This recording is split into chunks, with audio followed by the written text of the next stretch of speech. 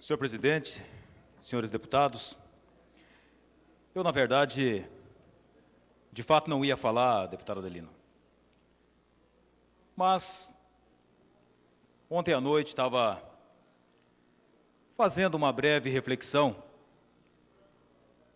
sobre o momento peculiar, talvez como nunca antes na história, que o Brasil está vivendo. E fui a um shopping ontem, e um cidadão que me vendeu um sapato perguntou o seguinte: deputado, você que está envolvido na política, o que você acha? Você acredita que as coisas vão melhorar no Brasil? E eu falei para ele: olha, meu amigo, me permita ser muito honesto e muito franco. Eu não tenho clareza sobre o futuro do Brasil. Tem uma música chamada Espinheira, de uma dupla chamada do Duque Dalvan, que diz o seguinte: eita espinheira danada que o povo atravessa para sobreviver. Anda com as malas nas costas e as dores que sente não pode dizer. Sonha com as belas promessas da gente importante que vive ao redor. Quando entrar o fulano e sair o ciclano, será bem melhor. Mas, infelizmente, entra fulano e sai ciclano, Pedro. E você olha e parece que as coisas estão cada vez piores.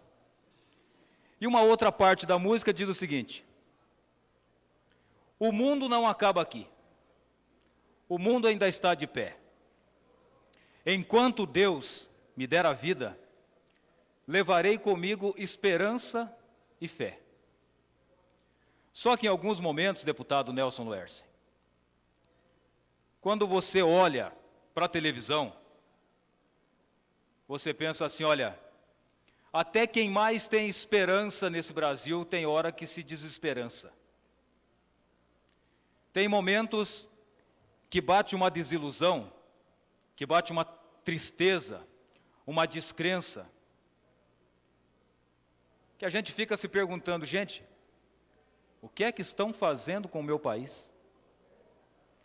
Olha para um lado, é roubo. Aí você olha para o outro, é roubo também. É uma roubalheira, é um desvirtuamento da finalidade da política, que a gente fica se sentindo: olha, mas o que é que eu posso fazer? Esse discurso aqui me parece tão vão, me parece tão ineficiente para promover qualquer mudança. Devo me calar? Mas se me calo, também me omito de registrar esse momento da história. E aí eu olhei ontem, estava assistindo um pedaço da reportagem, e quero fazer uma pergunta, que o deputado Requião, Vossa Excelência é advogado, né?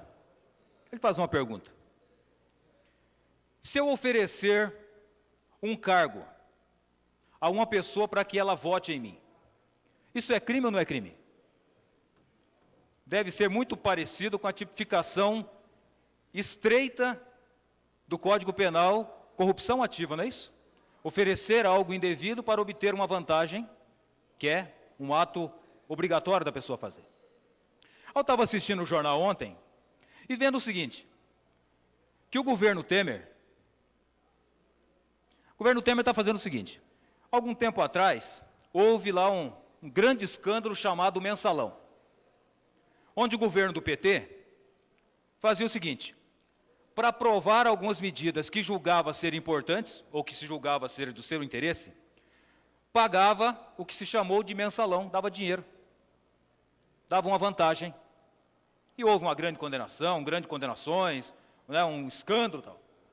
Aí ontem, publicamente, deputado Tercílio Turini, o governo Michel Temer falou o seguinte: olha, quem não votar naquilo que eu estou obrigando que vote, eu vou tirar os cargos. E quem votar, deputado Edson Praquizic, eu vou dar um cargo, ou dar 2, ou dar 3, quantos quiserem. Será que eu estou enganado ou isso é uma corrupção pública, institucionalizada? Seguinte, você me dá o teu voto que eu te dou um cargo. E não adianta a gente falar assim, olha, vou falar dessa reforma da Previdência brevemente. Olha, mas a OAB é contra. Olha, a Justiça é contra, o Ministério Público é contra, a Polícia é contra, todo mundo é contra. Mas o governo, que entrou para ser um governo de transição, que não foi um governo que foi eleito como presidente da República, está promovendo mudanças estruturais no Brasil a qualquer custo e a qualquer preço. Então, se está praticando corrupção, então a nossa República, que estabelece o governo, o Congresso e o Supremo Tribunal Federal. Espera lá, então vamos recorrer porque existe um poder para dar equilíbrio e correção ao outro poder quando esse se desvirtua. Olha, então o governo está se virtuando. Então o Congresso Nacional tem que fazer alguma ação que corrija esses atos do governo. Só que daí eu parei e pensei o seguinte, mas o Congresso Nacional tem nada mais, nada menos do que 100 parlamentares que estão denunciados na Operação Lava Jato. E estão absolutamente submissos, subservientes a tudo que o governo Temer fala, olha, aprova. E eles vão lá e aprovam. Não, mas espera lá, então se o governo, se o Poder Executivo e o Poder Legislativo está comprometido, nós temos que recorrer ao Poder Judiciário. Só que daí eu olhei ontem, e o Supremo Tribunal Federal, que é a representação maior do Poder Judiciário no Brasil, simplesmente decidiu o seguinte, vamos soltar José Dirceu. Figura ilibada, figura limpa, condenado em primeira instância a 32 anos de prisão. Mas como o STJ não se manifestou, vamos soltá-lo. E tempos atrás, o mesmo Supremo Tribunal Federal, que deveria corrigir os atos do Poder Legislativo e do Poder Executivo, quando é o caso, determinou o afastamento do então presidente do Senado Federal, Renan Calheiros. E o Renan diz o seguinte, eu não vou sair. E no dia seguinte, o Supremo Tribunal Federal se ajoelhou na frente do Renan Calheiros e falou, então fica, não precisa sair. E aí, fiquei me perguntando a razão dessa soltura, por exemplo, do José Dirceu. E aí me lembrei que um dia antes, o mesmo Supremo Tribunal Federal, a segunda turma do Supremo Tribunal Federal, tinha mandado soltar também o senhor conhecido como Eike Batista. Uma figura honesta, uma figura ilibada, que não merecia estar preso, deputado Tercílio. Mandou soltar. E aí talvez eu compreendi a razão, olha, deu um escândalo. Nosso Supremo Tribunal mandou soltar o Eike Batista, que foi um dos responsáveis por acabar com o Rio de Janeiro. É o seguinte, vamos apagar esse escândalo. Vamos soltar alguém mais poderoso e que seja mais emblemático do que o Eike Batista. Vamos soltar o José Dirceu. Para ser lá, talvez até uma espécie de bode expiatório para todo mundo ficar falando dele e esquecer do Eike Batista. Nossa, mas olha, mas ficou muito feio nós soltar o Eike Batista.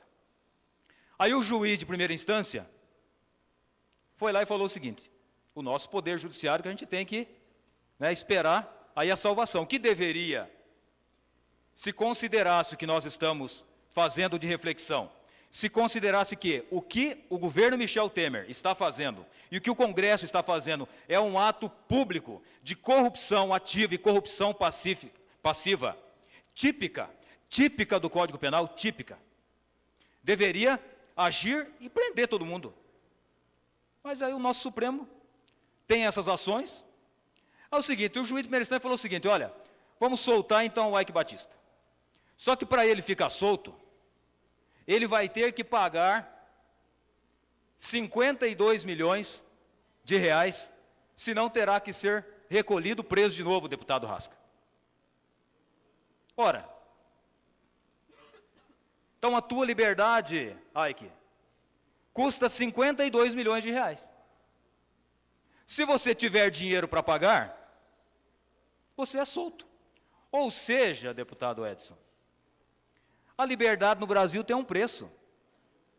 Não é para todos. É só para quem não pode pagar. Quem pode pagar, fica solto. Paga 52 milhões, olha o que é isso? Não é mais uma vez a tipificação pública e institucionalizada da corrupção? Para a pessoa ter algo que o Supremo Tribunal Federal lhe determinou a soltura, ele tem que pagar algo. Então é a mesma coisa, o cidadão está lá numa BR, é abordado, está cometendo a infração, mas não quer levar a multa. Olha, você me paga um valor X, 500 reais, e eu libero o teu carro. Olha, você me paga 52 milhões de reais que a gente deixa você solto. Você não me paga, a gente recolhe você de novo. Então, meus irmãos, assim, quando eu comecei a fazer essa reflexão, fiquei pensando, olha, acho que não adianta nada falar. Só que se a gente não fala, talvez a gente não expressa, e tendo espaço aqui na tribuna da Assembleia Legislativa, de ser a voz, talvez de milhares de pessoas, que fazem a mesma reflexão que eu estou fazendo. Mas não tem voz, não tem vez. Pelo menos, olha, vamos expressar e vamos, quem sabe, registrar na história, olha, essa é a concepção que o deputado Márcio Pacheco está tendo desse momento da história. Para que se registre que algumas pessoas tiveram esse tipo de avaliação. De que o nosso Brasil, infelizmente, parece que o Brasil foi todo roubado. E que nós estamos morando aqui de aluguel. Não é a nossa casa. É como se nós estivéssemos morando aqui de aluguel. E diga-se de passagem, pagando caro. Pagando muito caro. Só de impostos, 40% da nossa força de trabalho, mais ou menos. E o retorno dos impostos que nós pagamos? Será que o cidadão que nos assiste percebe o retorno disso? A educação tem qualidade? O servidor, como é que o chefe do Poder Executivo local, estadual ou nacional está tratando os nossos professores? Os nossos policiais? Tem saúde e qualidade? Então, gente, eu vou finalizar a minha fala retomando o início, porque sou um brasileiro que acredito no meu país. Sou um patriota e defenderei com todas as minhas forças, até enquanto elas existirem, para que o meu Brasil seja o meu Brasil, não seja o Brasil de alguns, que defendem esses absurdos que estão acontecendo, porque estão muito bem alocados na sua condição social, na sua condição financeira. Certamente defendem que tudo isso está certo, porque eles estão sendo muito bem beneficiados. Amém? Diga-se de passagem, né? Então, vou terminar mantendo a esperança e a fé, porque o mundo não acaba aqui, o mundo ainda está de pé. Enquanto Deus me der a vida, levarei comigo esperança e fé. Mas tem hora que a gente quase desanima. Então, só para registrar esse momento fatídico que o nosso Brasil vive, lamento e muito que o nosso povo esteja sofrendo e tanto, para continuar vivendo com um mínimo de dignidade. Obrigado, senhores.